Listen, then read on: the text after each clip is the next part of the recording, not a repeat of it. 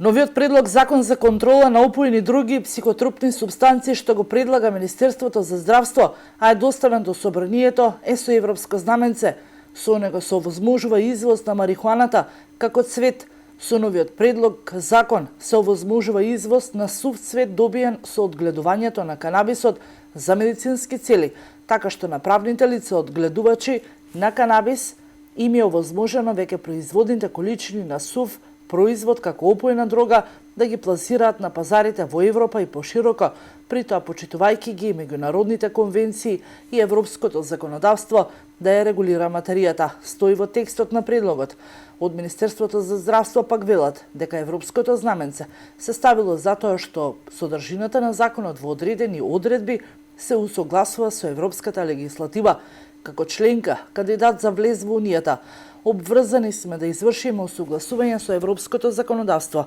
но исто така и како потписник на конвенциите на Обединетите нации кои се однесуваат за контрола на опојни други и други психотропни супстанции, обврзани сме да ги почитуваме одредбите, велат од Министерството. Новиот закон предвидува и формирање на агенција за контрола на одгледувањето и производството на канабис производите, а за добивање на лиценца ќе треба да се обезбеди гаранција од $500 000, како и најмногу 5 вработени.